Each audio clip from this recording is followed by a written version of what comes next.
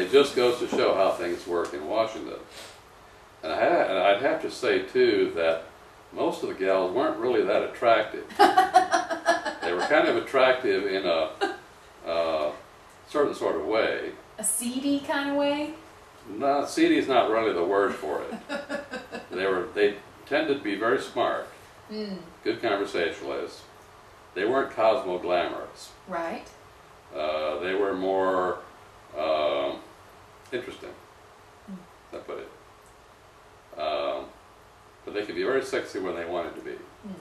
And I saw them turning it on, and I said, okay, I don't know how far that's going to go, but she's not leaving with me. So. It's going nowhere with you, but someone went somewhere. Yeah. I was just a convenient guy. Fair enough. Yeah. But it was really an interesting social scene. Disturbing, kind of like a train wreck where you should look away, but at the same time you can't. Well, the fact is, it was power. And power attracts a certain kind of people. I found a lot of sociopaths. I've learned to recognize them. In fact, I sort of learned to recognize them in that environment. Sociopaths, as you know, are people with no conscience. And yet they are fully functional. They can get along with other people. They can be very manipulative, very charming, but they really don't care about whether they hurt other people. They're probably not sadists. Sadists are a different kind of psychopath. So they don't really enjoy hurting anybody, but they don't care either. A very, very high proportion of the people who rise to public office in this country, and other countries for that matter, are sociopaths.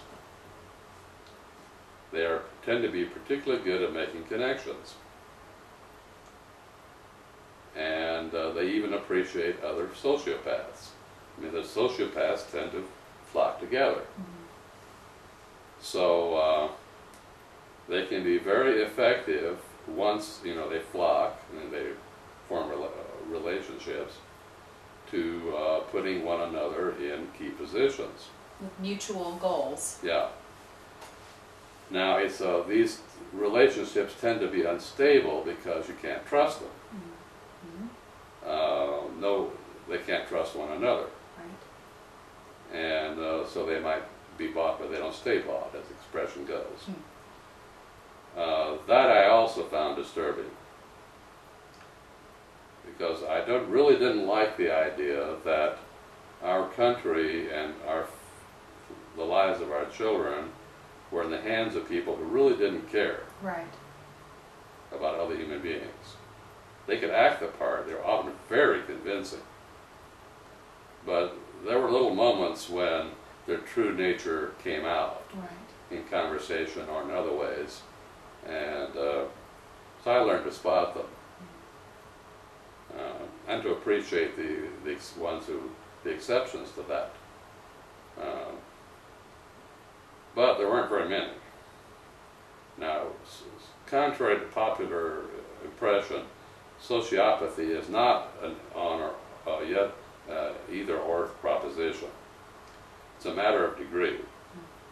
So most people who lack a conscience have a little bit of conscience. There are limits to how far they'll go to allow other people to be hurt. What usually happens with most is they distance themselves from other human beings.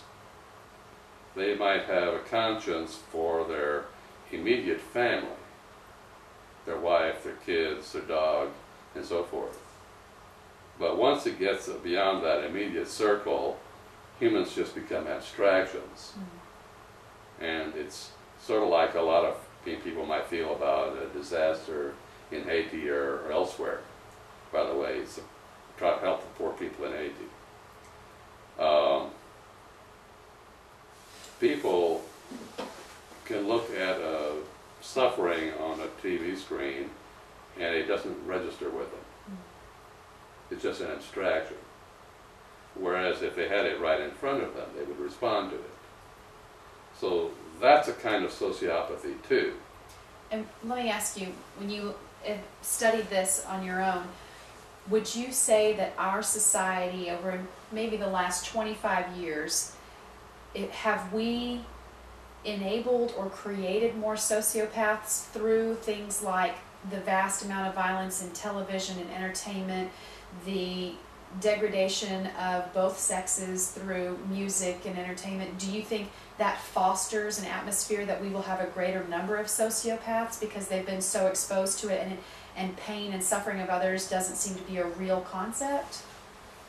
I don't think we've probably increased the number of genetic sociopaths, those who have, you know, neurological flaws causing it.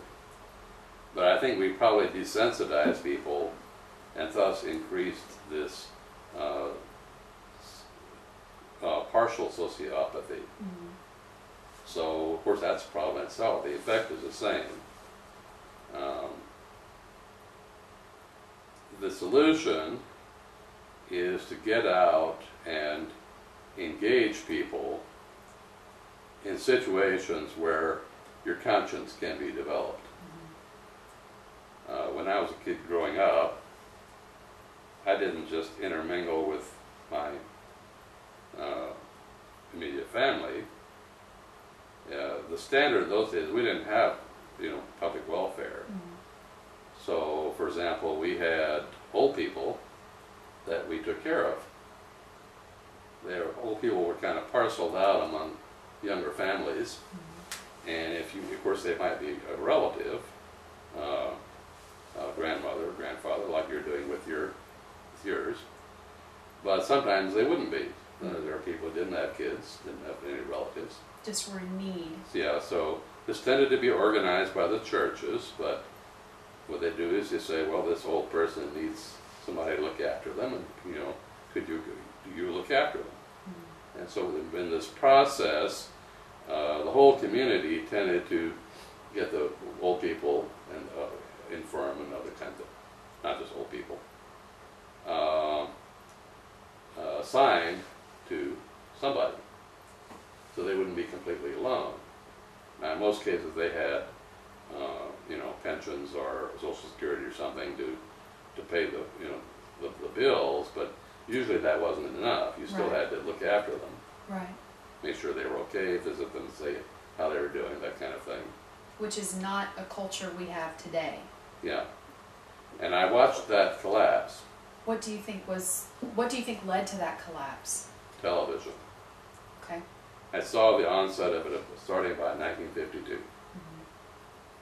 Before that, on a typical evening, people were out walking around, visiting. Connecting. You know, connecting, you know, at the social level. Everybody knew everybody, small town. Once the tube got turned on, people withdrew into their houses, Mm-hmm. and the streets became deserted. I've also heard someone say that we also became a garage society, where at one time when your car was parked in your driveway, you'd get out and you'd interact with your neighbors. But now we can pull into a garage, close the door, and shut the neighborhood out even in an even greater way. Well, I don't know about that mechanism. What I've generally observed is the people who start with garages fill them with stuff. It becomes the storage sheds, and the car stays outside.